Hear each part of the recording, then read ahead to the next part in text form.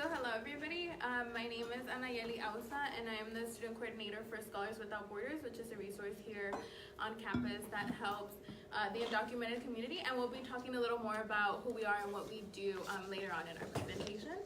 But I want to introduce Ellie, and I don't know if you want to say something about yourself. I'm a happily retired professor from Sonoma State University, and I just moved to the area in October. Oh, cool. And I graduated. Actually, I got my BA and MA from Humboldt State many years ago, and my doctoral program at USF, International Multicultural Studies, and I taught for a long time. And I'm happy to be back because I love this area. So we'll see how long we can stay. It's too cold for my husband. I love it here. Yeah. Thank you. And then, so I'm a peer mentor at Scholars Without Borders. And then Hi, I'm Christina Lastra, and I am a local Spanish teacher of 20 years. I've been in Humboldt since 1973. I'm also a scholar of Humboldt State Universities. I have a master's in education, and I am new to CDP in a sense. I am a volunteer with them, and I am a fervent fighter for social justice and civil rights. So I have a little bit of information here, but I will be talking further about the undocumented and the plight and hope of our undocumented high school students. So we're going to go ahead and just give you. So we're going to go ahead and give you a brief. How many of you remember the history of education in school? Do you remember that? No.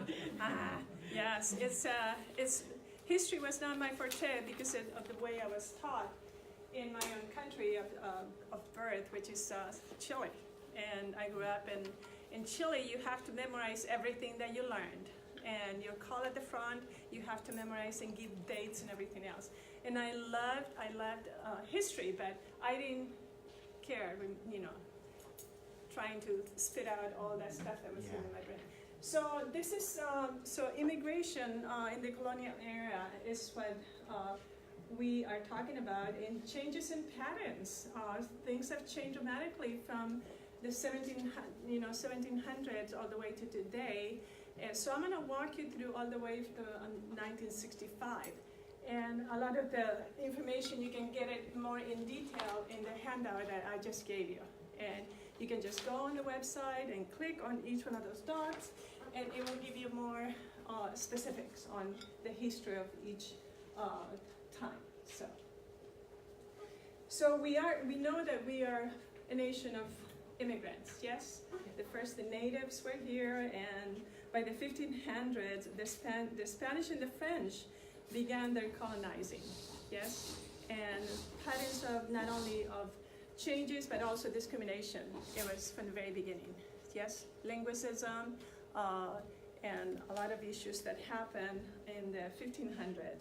And it was the Spanish that started the whole thing, because they conquered, they were the first colonizers, and they came in and they implemented their beliefs that it was, it was the new way of creating the new world, and it created all kinds of havoc among humans, and not respecting the land and the natives of the lands. And that's had happened in my country, and it happened to all natives all over the world. But especially here in the U.S., in the 1600s, the English settled, as you know, and founded Jamestown in the Virginia colony. And then the Pilgrims followed them later on and settled in Plymouth, Massachusetts, in the 1820s. Yes? So, next. So in 1620, about 100 Pilgrims settled. And from there on, the Puritans came. And the price of a boat ticket in those days was very expensive. I think there was a movie with Brad Pitt. What was that movie where he goes into the boat as a worker, and it's Titanic. Yes, Right? Atlantic. Yes. The Titanic. Yes. So he was the one that it was one of the workers that the only way to come to America was to come as a worker, or many came as indentured servants, as white slaves, because they couldn't pay their ticket. So interesting that at this time, thousands of English convicts were also shipped as white slaves to the U.S. So that changed a little bit of the history of that. So the first wave, actually they realized that they had more and more people coming to this country. So in 1790, the Naturalization Act happened, and this excluded non-white people from eligibility to be naturalized. And the requirements included 2 years of residency in the country and good moral character. Yes? I wonder what happened to all the convicts. No, I'm kidding. And an applicant must be a free white person. Yes? Then the Naturalization Act of 1795 extended the residency to 5 years. 5 years in the country. And in 1798, this was extended to 14 years, then back to 5 years in the 1800s.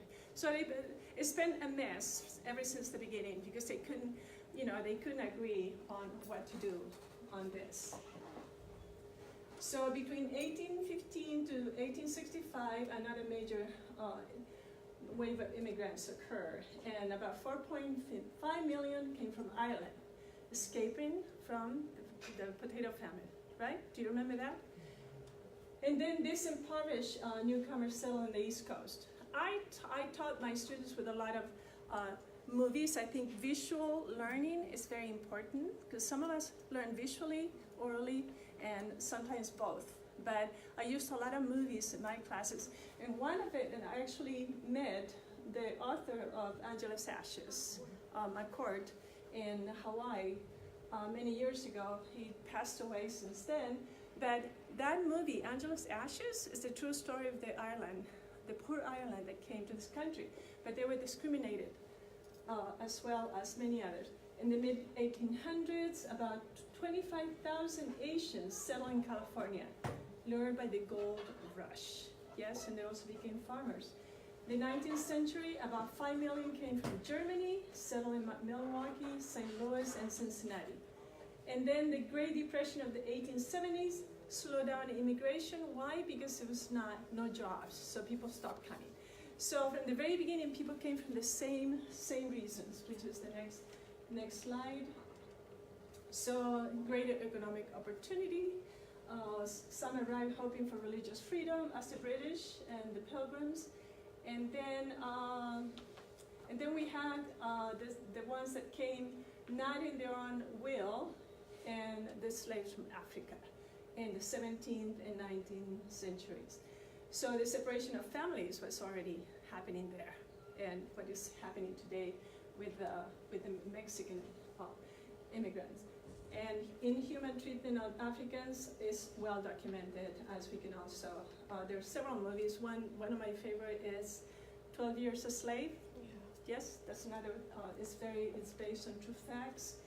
And in 1882, the Chinese Exclusion Act became the first federal legislation restricting immigration. Yes? So quota was very important, yes? So that kept changing as the needs of the country happened. So as you can, discriminatory practices were already in place in those years. The Anglo-Saxon white Protestant discriminated against the newcomers who did not practice their beliefs in religion or spoke English as their first language. The Germans really suffered. Any German descendants here? Or Irish? Yes. So they were forbidden to speak their German language, and their history shows, how is it that they forced the children to burn their German books at school because they were not good. The language was not good. So the former President Miller Fillmore ran an aggressive anti-Catholic American party that severely curbed immigration. Yes? So what happened next? So I added the Bracero program because that's very important as we're talking, that's going to be the key part of our discussion here. The Bracero program was initiated in August 4th, 1942.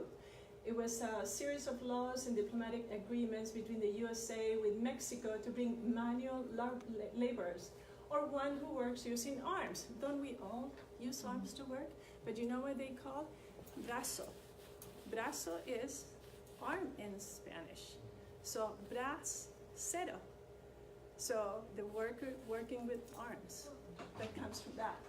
It was created to bring farm workers due to shortage of workers during the World War II. Yes? And over 4 million Mexican workers migrated to work temporarily in the US between 1942 and 1964. The wages were 30 cents an hour at the time.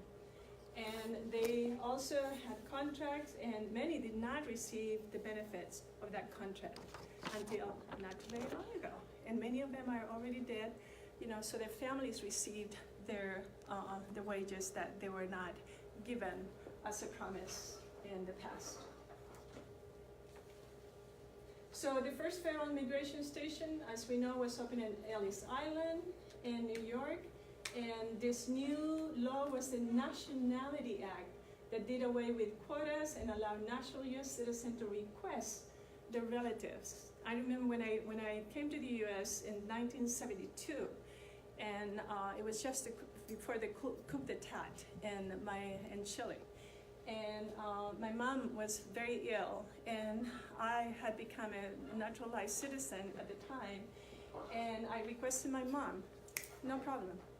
She came with papers and everything in no time, and she was able to stay with me for 1.5 years until my sisters and my brother, they said, "Mom belongs with us." And I said, okay. My mom, she was very happy living with me, but she had to go back. But I actually benefited from this law. In 1965, new laws ended the quota system that favored the European commerce and changing the country's immigrant from Asian and Latin American countries.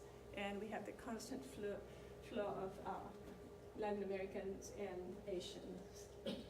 So today newcomers, with or without documents, continue to seek the same opportunities as all the immigrants that we saw before. Yes? And as you go back into it, you will see that all of them have come for the same reasons. And that made this country what it is today. So no human is illegal. Thank you. We'll open it up for questions at the end. Okay.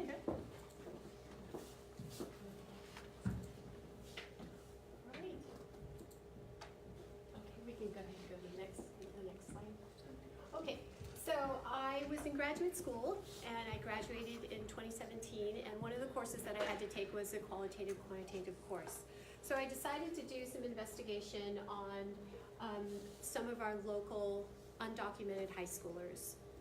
Because of the restrictions of the IRB, the Interview Review Board, I won't be able to say specifically who we're speaking of as far as these undocumented high schoolers are concerned.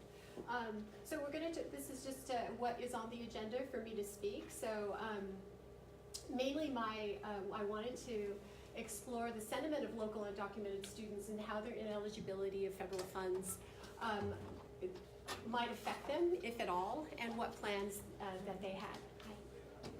So we're going to talk a little bit about my findings. We'll look a little bit about the plight and causes of not going to college. And then lastly, we'll look at the hope. What can be done to prepare students who desire to go to university after high school. Next, please. So again, it was a pedagogical course. It was qualitative, quantitative course. And for those of you who don't know, qualitative is it's sort of like ethnography. How else can I put it? It's just basically looking at Participatory study. yeah, basically the lifestyle. It's sort of like a what do I want to say? Anthropological look at a certain situation. So I worked at South Fortuna Elementary School for many years as a bilingual liaison with the Early Mental Health Initiative.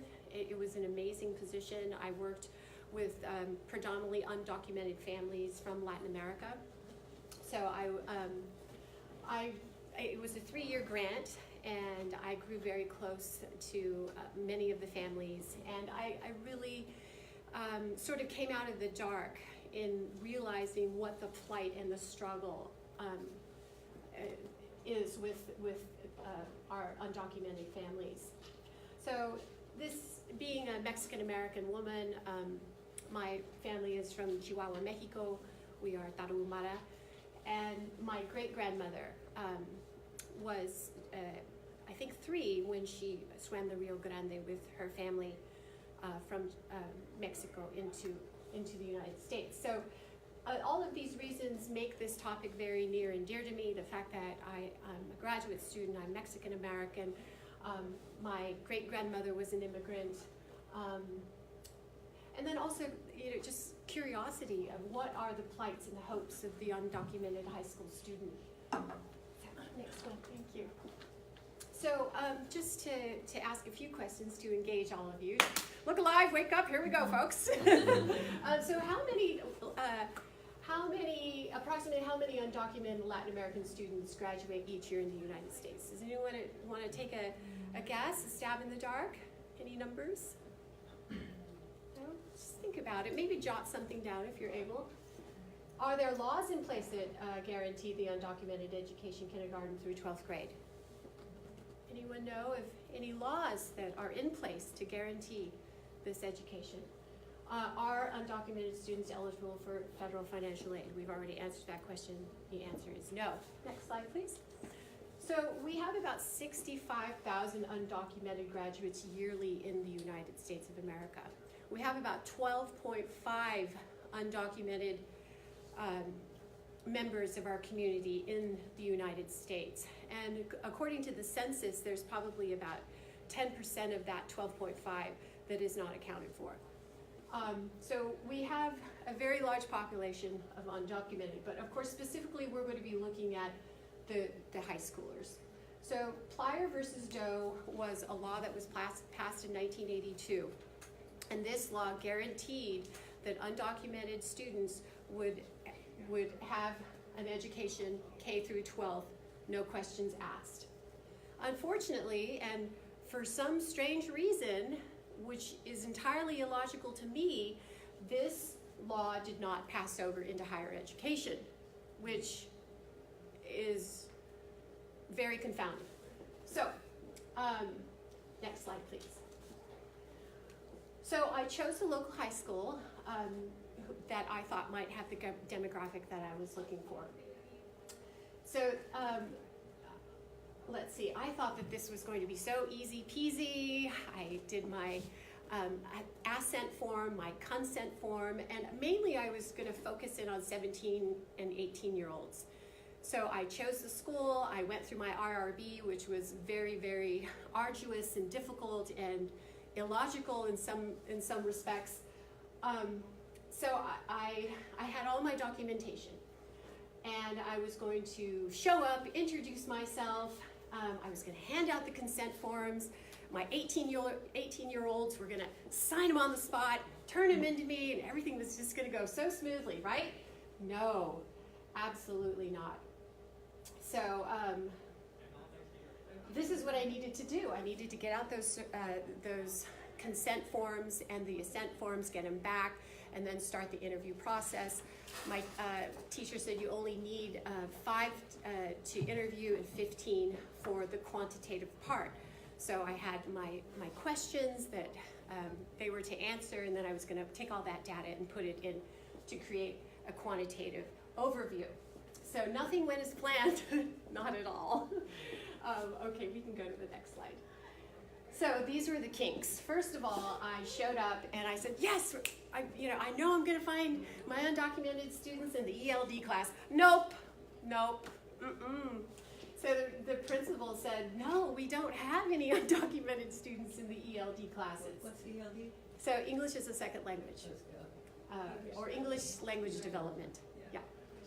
So that was the first moment of panic, is when the principal told me, well, our ELD students are documented. So that was a panic in itself. I was solely dependent on a counselor to help me with this entire endeavor. So when I went before the students, I told them who I was, what I was doing. Nobody looked at me. They were just not, they did not want me there. They were uninterested. There were a few people I could see who were kind of interested in what I was saying. But the overall feeling of the room was, we don't want to hear the word undocumented.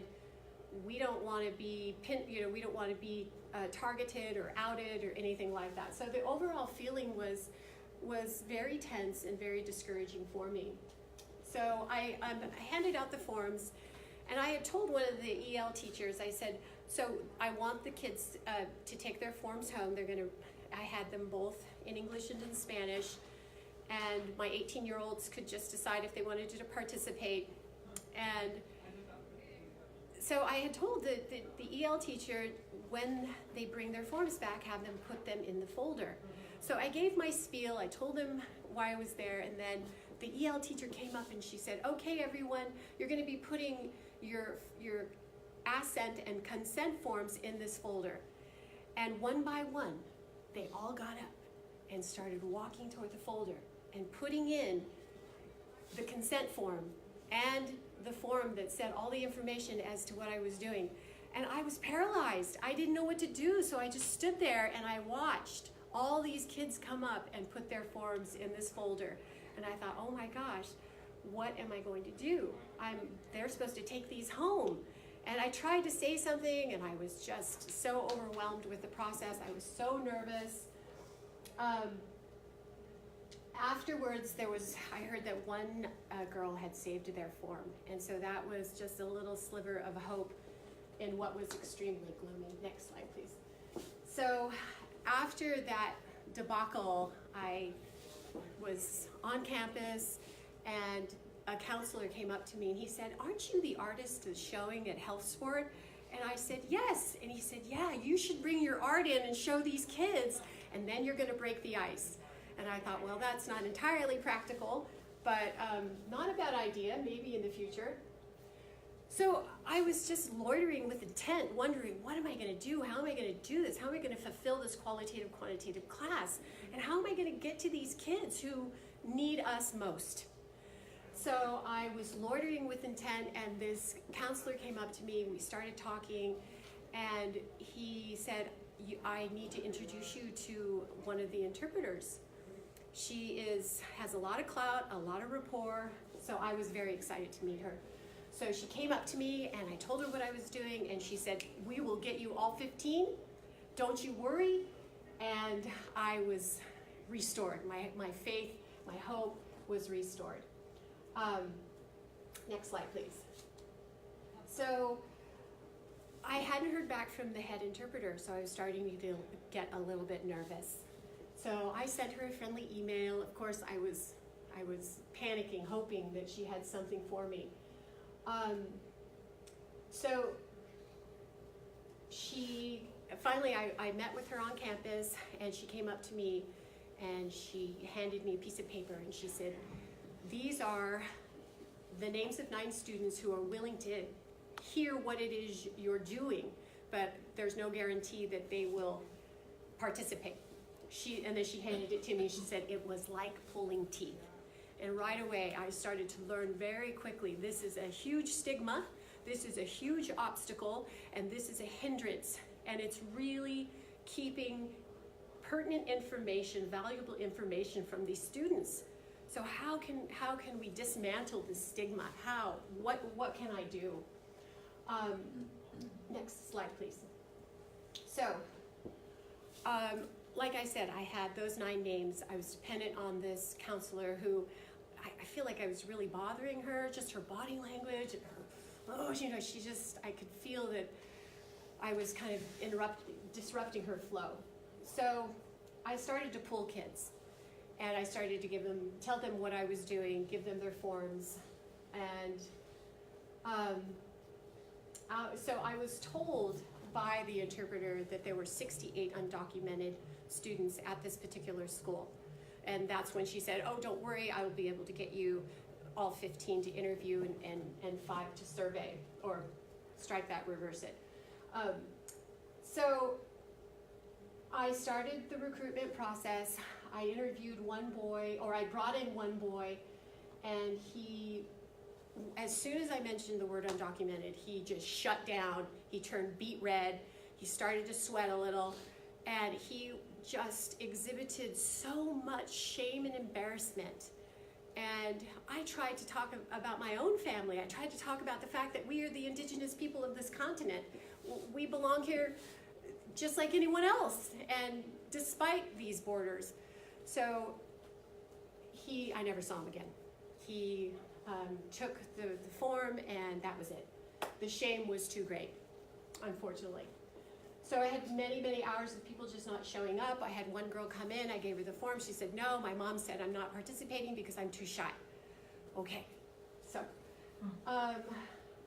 there were the bothering of the counselor who was pulling students out made it very uncomfortable for me. And the restrictions of the IRB, how many of you are familiar with the interview review board process?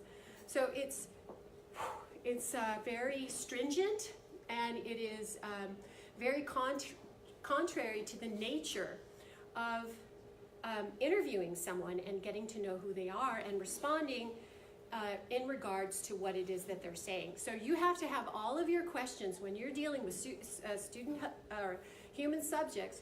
You have to have every question approved. So this is very stifling and very limiting when you're going into a situation like this and you're trying to learn about a people and their plight and their hope. And so I had many questions come up, but I couldn't answer them because of the restrictions of the IRB. So actually, one of my professors, Dr. Van Duzer, he said, you need to write a letter to IRB and let them know that this stringent process is contrary to the heart of qualitative investigation. So I have yet to do that. Actually, I wrote a little, but okay, next one, please. So I started to interview, so out of 68 students, I had 3 girls who were brave enough to come and sit down and be interviewed and surveyed. So out of all those students, only 3 brave girls came to me. So I started to, I had a series of questions that I was asking them, and one of them was, do you know that there are many grants and scholarships that undocumented students can apply for to pay for college? 2 answered no, 1 answered yes. Another question I asked, did you know that there are universities in the U.S. that allow undocumented students to pay in-state tuition instead of out-of-state tuition fees? 2 answered no, 1 answered she had heard about this. So mainly I wanted to get a feel for what they knew and what they did not know in accordance to post-secondary education. One of the girls had a GPA that was 3.7, another 3.2, the other one said that her grades were okay. So these are good GPAs. These are, in my opinion, strong standing academic students.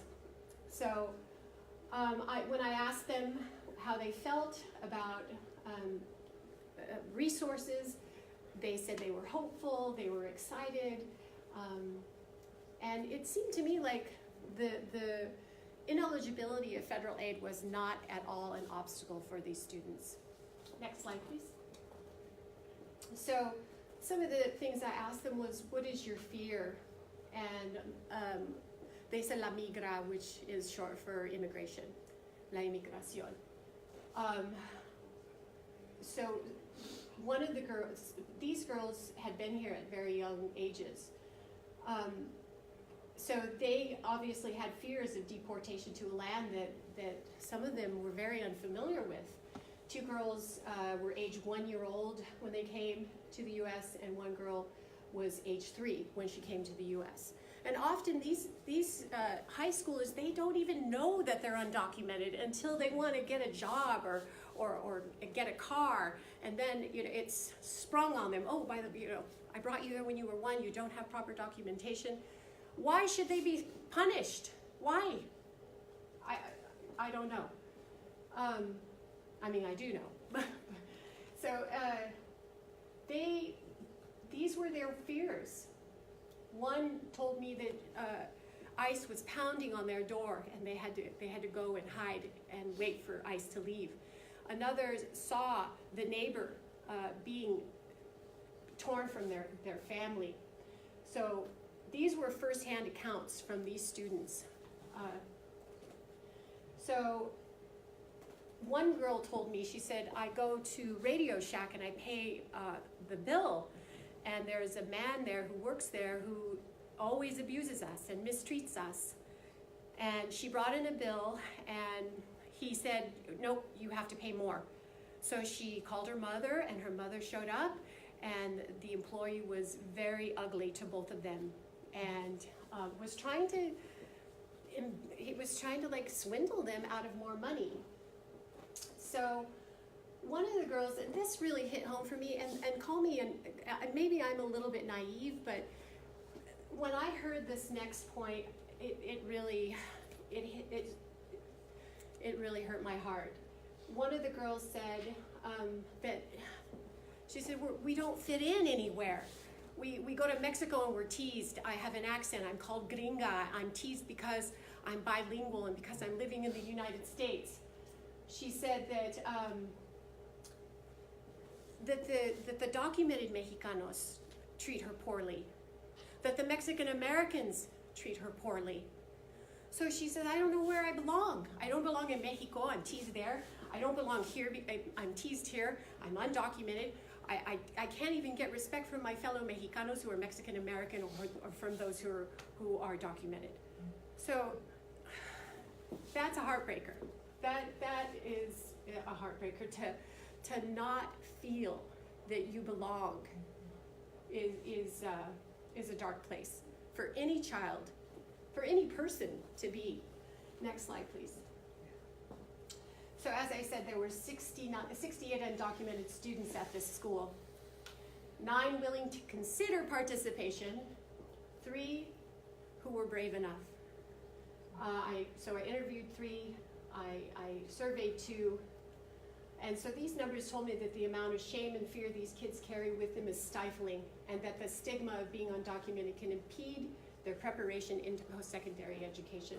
One of the things that I did do when I went before the ELL English language learners is I handed out immediately a resource. I said, this is a list of scholarships and universities that help undocumented students. So at least I got that out to them.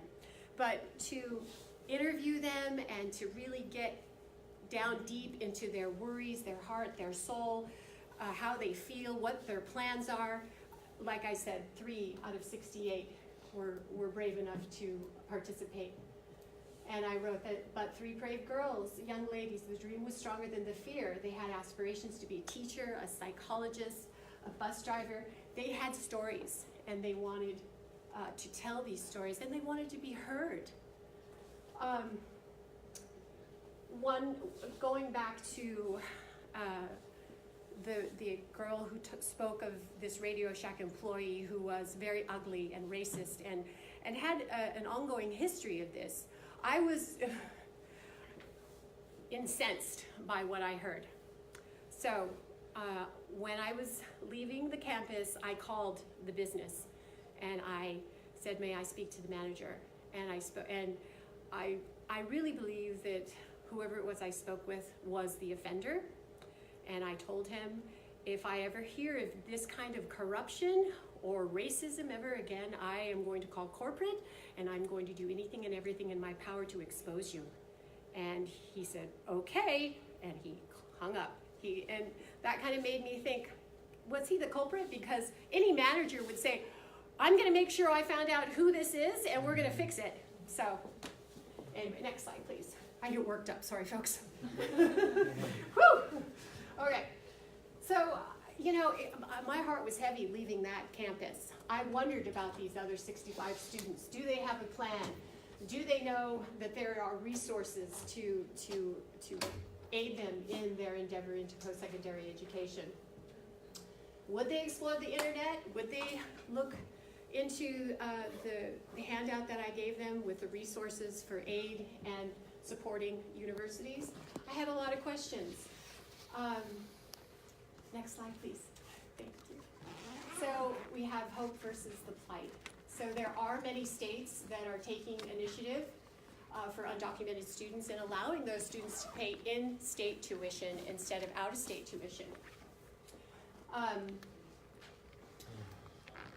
So since 2001, 18 states, and there's a list of states here, have passed legislation extending in-state tuition rates to undocumented students who meet requirements. Also, we have private colleges. My son went to a private music school in Hollywood, and there were a lot of universal student or international students, and they have their own policies in which they can help with with finances and things like that. And of course, the internet. If you just go on the internet, there's a lot of information on universities and grants and scholarships for undocumented. Unfortunately, there are states like Georgia that ban undocumented students. There is no federal law that says that undocumented cannot go into post-secondary education. There is no law that exists, but we have to understand that states have a certain degree of autonomy and they can do stuff like this, which is awful. So states like Georgia banning undocumented students from attending public colleges, making it just financially impossible for them to get in. So what do we have in the past 20 years? North Carolina, Georgia, Nevada, Arkansas have, this is especially alarming when you have a growth, a 200% growth of undocumented population, and there is no beneficial tuition equity laws. And sometimes I think it's on purpose. I really do. Sometimes I do. So next one, please. So what are some of the obstacles that our undocumented are looking at? There's a lot of them, okay? There's a lot. So lack of adequate mentoring, the chilly climate. I'm documented. I was born here. I experienced a chilly climate in high school. I grew up on welfare. My counselor, it was like he was being tortured slowly just to tell me that I was eligible for financial aid because my family was on welfare. And he was just so uncomfortable, and it made me feel uncomfortable. And this is what we talk about when we talk about a chilly climate. You know, when a teacher, who are very powerful agents of society, when they don't believe in you, when they try to discourage you from any kind of dream or hope, this is the kind of chilly climate. And then just marginalization. I think there was it Anayali? She mentioned, professors not really putting emphasis or not appreciating what you're saying, but then another student says it, and then all of a sudden whatever it is that they're saying that's similar to the other person is appreciated. So this kind of chilly climate that we can often see in schools is a hindrance to children, all children. So limited information on eligibility for secondary education institutions. I have a student who's a professor here at Humboldt State University. She grew up poor. She had no interest in going to university. And I worked for this program called College Knowledge. So I was pulling kids out of Eureka High, and I was sitting with them and saying, look, this is what you need to go to college. So I went to a catalog, and she was interested in math, and I photocopied all the courses that she needed to take to get a math degree. And I handed it to her, and she looked at it, and she said, that's it? This is it? I said, yes. She's a teacher today at CR in Humboldt State University. And a few years ago, she introduced me to her husband, and she said, I am a professor of math because of this woman. And of course, I cried. I said, no, I'm really bad at math. Okay, so of course, lack of continued financing for tuition and other living costs is always a burden for any student. The burden of high poverty rates that lead students to drop out of high school so they can financially contribute to their families. This was actually something that I saw a lot of in Fortuna when I worked as an early mental health initiative with undocumented families. We had one family that was truant, and the lady said, you know, my son has to contribute, so he can't go to school. I think he was about 17 years old. So we had to arrange for him to take the GED so that he could continue working and contributing to his family. The fear, shame of not wanting to share that you're undocumented or that your family's undocumented, there's a lot of fear that comes with that, legitimately so. I think just navigating the complicated forms for financial aid and matriculation, those are difficult for a person who speaks English, let alone someone who is learning English as a second language, or whose family, maybe their parents, who they would want help from, maybe they are illiterate, or they they don't speak English. So, and then we also mentioned living in states like Georgia, where there are laws that are actually prohibiting people to apply. So we're going to look at some of the ways that we can help those who are undocumented. So institutional commitment is really huge. It really starts with the teacher, because the teacher is in the classroom with the student. I think it's important to pay attention and to know. Personally, I would like to know who my undocumented students are, so that I can maybe help them a little bit more and steer them in the right direction to the right resources. So administrators, staff, and even parents, these are all figures in students' lives who really can make a big difference. And a little bit of motivation and inspiration goes a long way. It really, really does. So I think dismantling the stigma is also important, to let these students know that they are not at fault. A lot of them came here when they were babies, and they can't be blamed for something that happened when they were a baby or a toddler. So we can even, and we'll go through these, and then if there's time we can talk about what could we do to dismantle the stigma. The presence of ethnically diverse faculty. This is important. If you're an administrator, hire people of color. It's important that our youth see people that are like them. I grew up here in Humboldt County. I didn't see anyone who looked like me who was a professional ever. So college knowledge is really important. I think making sure they know these are the steps that you need to take to get into college. Knowing that they have to have decent grades. Lead them to financial assistance. Let them know these are the courses that you have to take. I think it's less intimidating when you show the student, look, these are the courses that you have to fulfill. One of the things, and I put this last, but I think one of the things that is most important are study skills, academic skills. So you want to arm that student with the skills on how to read. What is a topic sentence? What is this paragraph about? Taking notes, highlighting, things like that. Writing an essay. There's a lot of people who do not know how to write an essay, who do not know the mechanics and the organization of essay writing. And when you give a student a tool like this, it builds their confidence. It makes it much easier for them to approach any subject, dismantle it, and respond accordingly. So, what else do we have? So,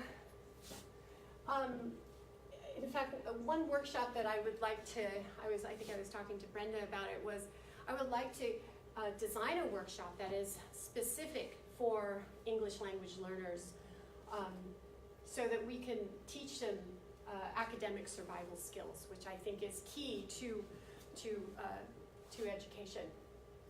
And of course, studies have showed that implementation of any of these is going to boost college attendance. So, sorry, it's a lot of information in a small amount of time, but do you have any questions, comments, thoughts? Any thoughts on how we might be able to dismantle the stigma of the undocumented? We can open maybe a panel at the end. Okay, yeah. Because they have some of the answers for Okay, perfect. as a panel. Good. Thank you, folks. Thank you. Thank you. We're going to talk too fast. No, that's okay. You did great. So now we have our scholars from Humboldt State University, and they have their experience to share. You know, oh, okay. No, go ahead. Whatever works for you. Yeah. So I'm Izzy, and I am a peer mentor here at Scholars Without Borders. And like I introduced myself earlier, my name is Anayeli and I'm the student coordinator this semester. Yeah, so what we're going to be talking about is just the resources that Scholars Without Borders does. And we're also going to be mentioning like what it would be like post-capitalism for undocumented people. We're also going to be talking about the reality, and then in the end we will be addressing how everyone can support the undocumented, documented, and or AB 540 students here. So to start off, So we are Scholars Without Borders, and so we're a resource on campus, open to all students, but our target audience is the undocumented, documented AB 540, mixed status students and students that come from mixed status families. So it's basically the undocumented umbrella, but the student doesn't necessarily have to be undocumented in order to get our resources. And so what we have, we do have an office, and that's a safe space where students can go and express their concerns. If they just want to talk to us about something that's happening in their life, they can do that. That's where the whole peer mentorship aspect comes into play. We do offer an educational award because DACA renewals, even though DACA got rescinded, USCIS is still accepting renewals at a price of $495 for 2 years. And so a lot of the times it comes down to whether the student can afford rent for that month or whether they want to have a 2-year protection of deportation and be able to work. And so in order to alleviate some financial stress, we have been allocated some funds through Associated Students to provide educational awards of $500. But those $500 don't cover transportation to go get your biometrics done down in Santa Rosa, because that's the closest USCIS office. And it doesn't cover like the cost that students have to pay for missing class to do all that traveling. Also, what we have done in the past is bring legal services. There are no legal services here in Humboldt County, and so we work with the Bay Area. We've had one justice come up and provide a legal clinic, and so they do free consultations about immigration in general and DACA renewals as well. We do undocumented student ally trainings, and this is something that a student club started, free, which stands for Finding Resources and Empowerment Through Education. And so they did a task force and saw that in the classrooms there were all these microaggressions, macroaggressions, and lack of support for undocumented students. So what they did was they adopted a training from CSU Long Beach, and the thing with Humboldt State is that because we're so isolated, everything is so different for us. So we needed to adapt this training to fit Humboldt State and the kind of staff, the lack of what Christina was saying, like the lack of people of color in staff and faculty. And we provide those throughout the semester. So if you follow us on Instagram or come by our office, we will always post those up if interested. And the training, it runs for about 2 hours, and we go over terminology, legislation, and how you as an individual can be an active ally, and the do's and don'ts, and the boundaries that exist with being an active ally. We also have, I was fortunate enough to spearhead a DocuWeek last semester. We were able to bring a keynote speaker who was a transgender woman who was undocumented. And so it's just, within the undocumented community, there's so many intersectionalities that aren't necessarily addressed. And that's kind of what I wanted to do with DocuWeek. And right now we're currently preparing for DocuWeek in the fall. So you can always feel free to come by our office and ask us about what events we'll have going on. Yeah, and then as far as peer mentorship, we also, that includes academic support because the institution is not being held accountable to help undocumented and or documented students. So a lot of times, like was mentioned, some faculty members may not know that the resources available to undocumented and or documented students. So it's important that they still know that there is a place for them here at Humboldt State. So now we go into like this utopia, right? Like what would, and this is a question for you all, like what would be an ideal, living situation, not just for undocumented students, but just for everybody. I just want to hear from you all if you have any ideas of what you see as a utopia. Well, equity in education, I think it really needs to start there. Well, true knowledge starts at home, but I would like to see equity in education. I know that there are a lot of available grants that a lot of schools administrators are not even tapping into, grants specifically to support those who are underrepresented, being those being Native American and people of Latin America. So the fact that there's money out there but schools are not tapping into it to hire people to come in, to mentor, to facilitate, to mediate if there's conflict, to me is a travesty. There are more prisons built in California than universities and colleges. Yeah. And a lot of the European countries, they actually have free education for That's their people. And so many countries that are just as advanced as ours, but we are not giving the opportunities that youth deserve.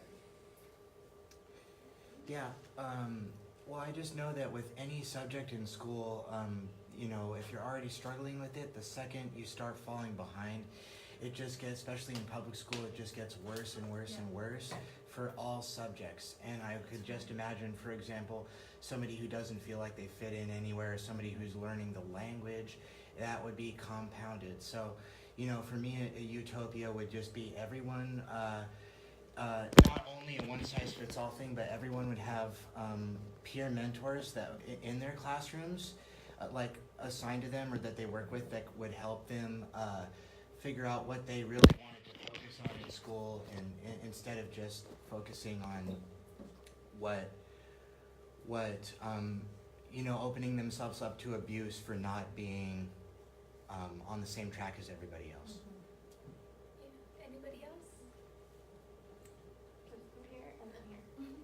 Just a little bit broader, if you're asking about, utopia, to me it would be like that all of our basic human rights are met without relying on money or class or race or whatever, like the UN Declaration of Human Rights, like that's actually practiced. Yes. I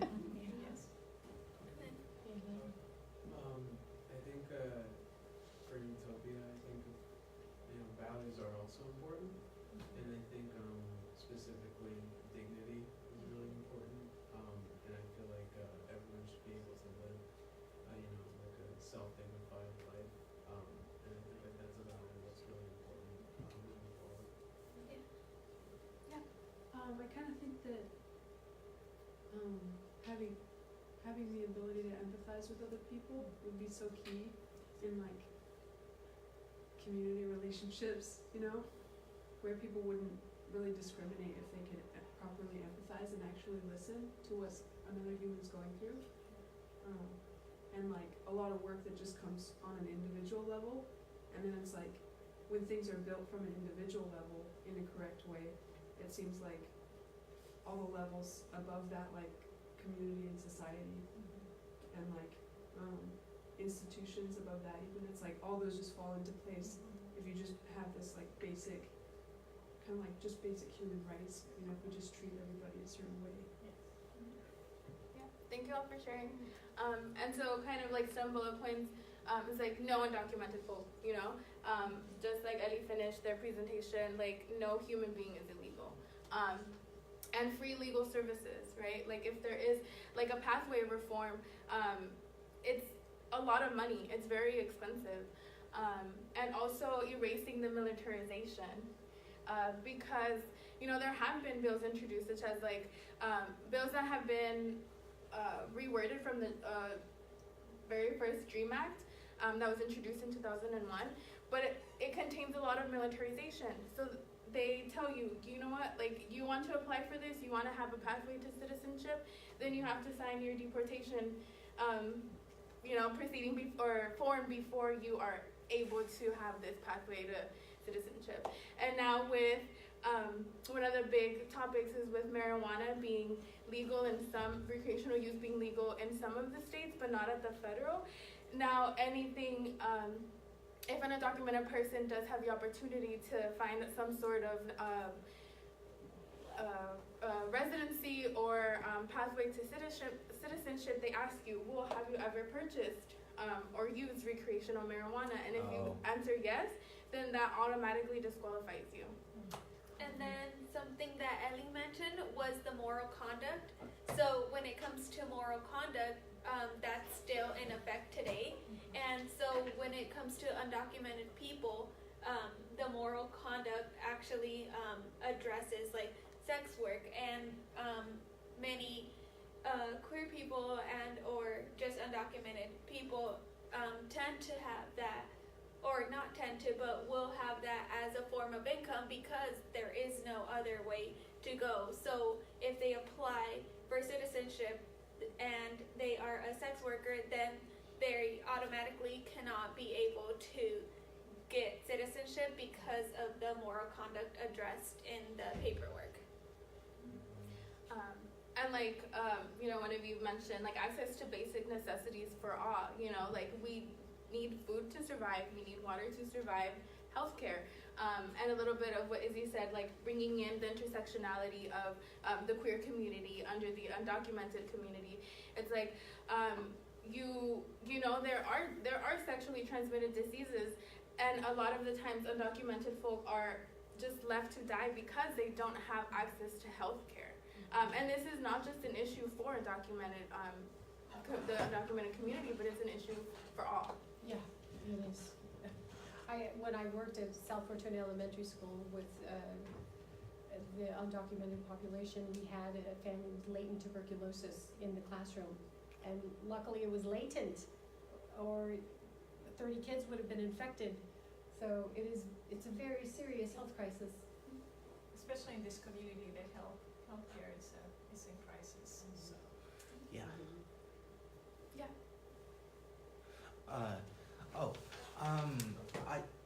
Yeah. I guess I'll ask it. I was curious about if there's any legal resource besides just state legal regimes that may exist for those people mentioned earlier in the presentation that live in states with no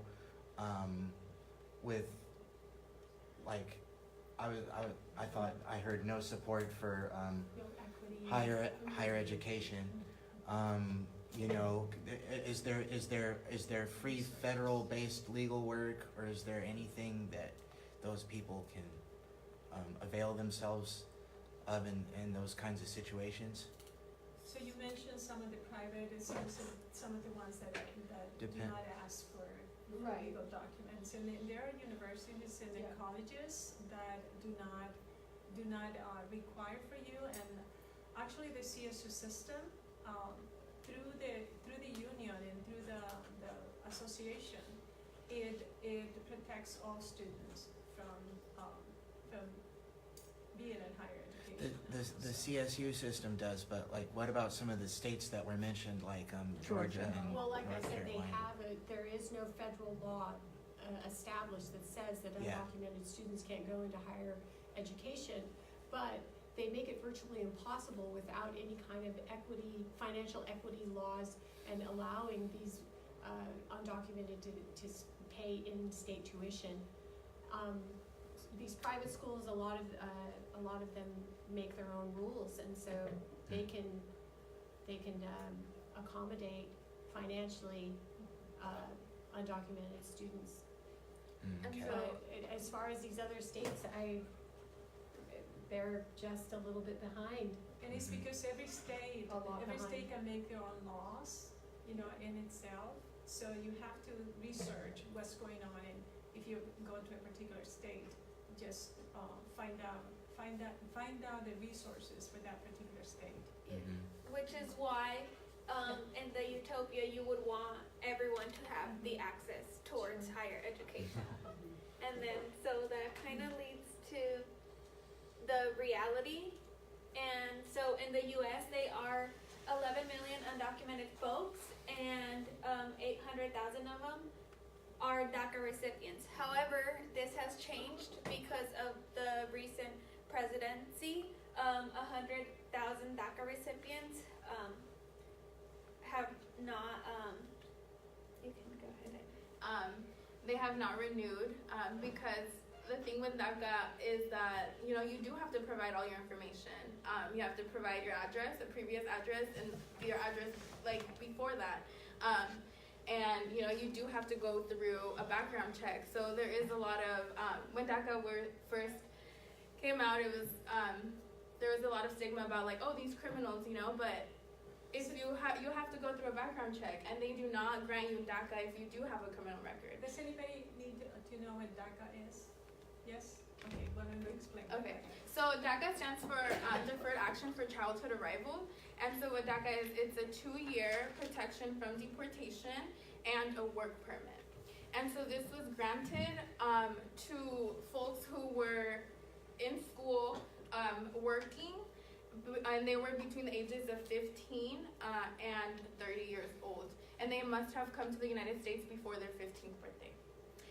And so it's like I mentioned, it was $465 for 2 years, but after Trump was elected, it went up to $495. And USCIS is no longer accepting first-time applications, but they are accepting renewals. And so an issue that Scholars Without Borders is trying to alleviate and work with the university is that the new students that are coming into higher education did not qualify for DACA. A lot of them are coming in as undocumented. And so the thing with DACA recipients is that DACA recipients are able to get a social security number. They are able to work.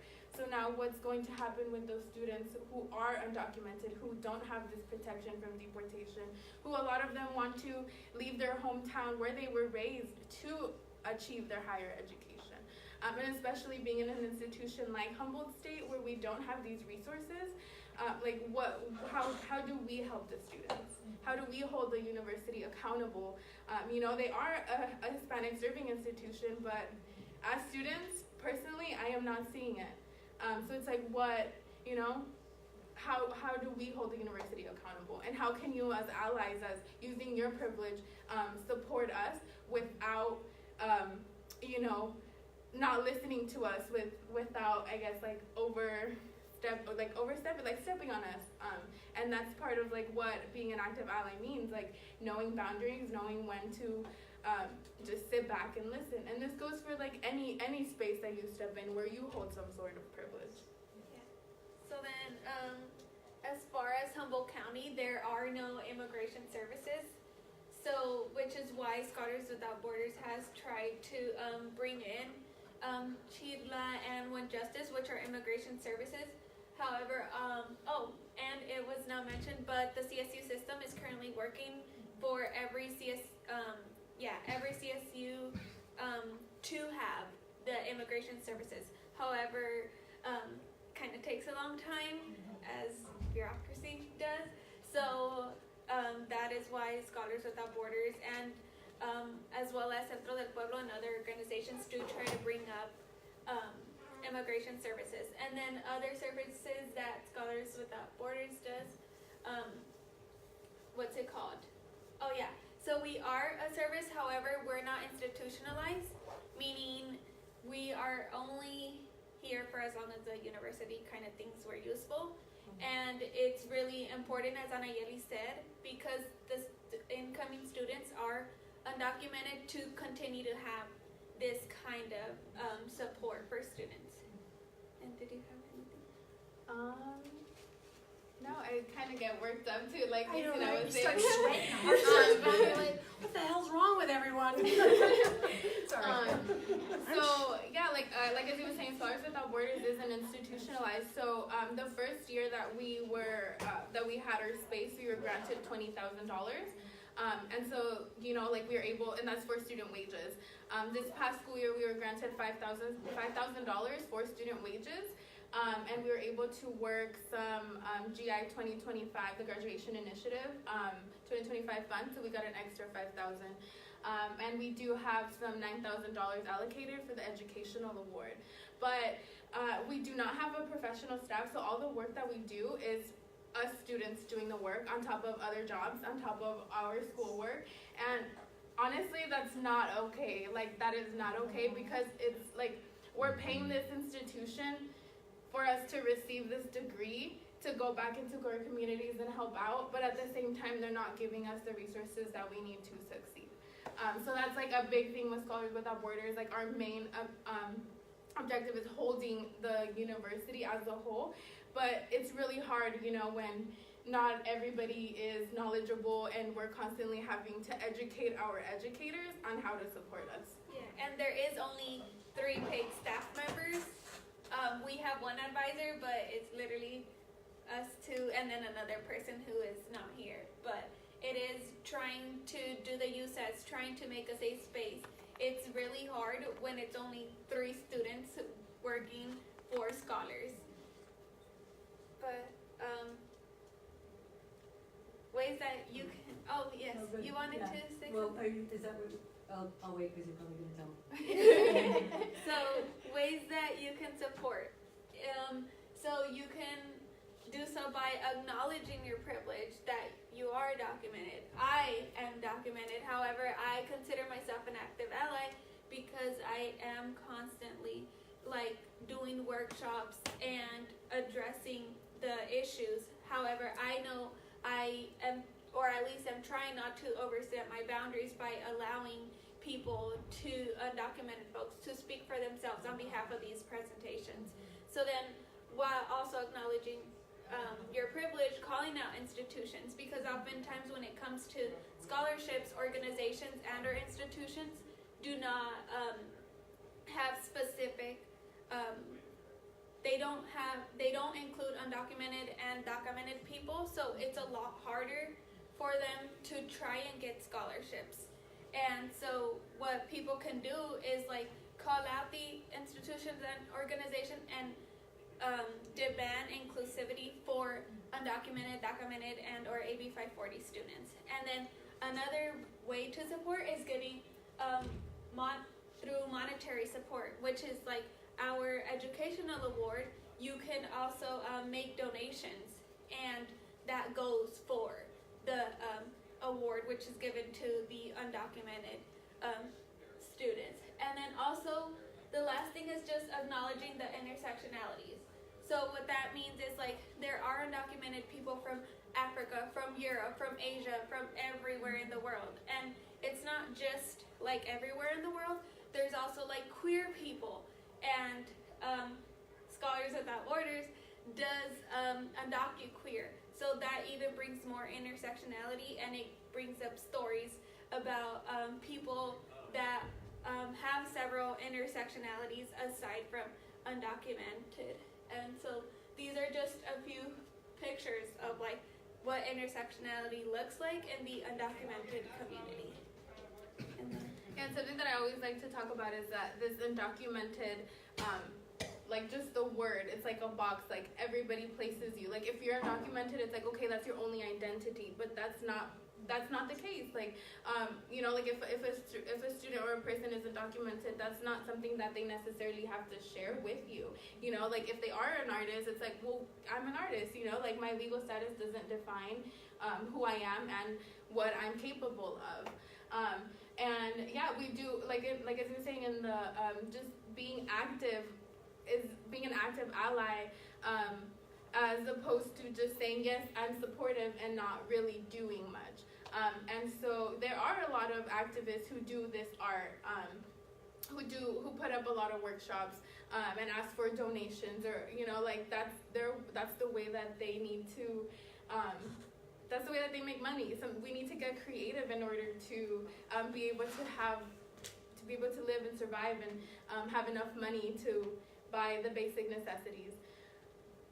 And we are working currently with Centro del Pueblo to create the North Coast, I believe, educational fund, and that will be for the community as well, not just students, but for the community. So community members who do wish to go back to school, who do just need some financial help because they can't make rent.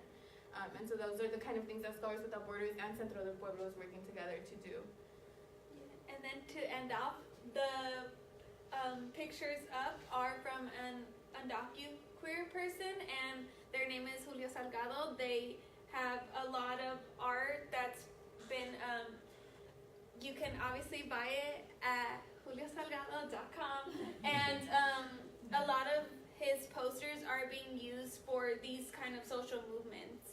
So, just, yeah. And So we're over 5 minutes. Anybody has any questions?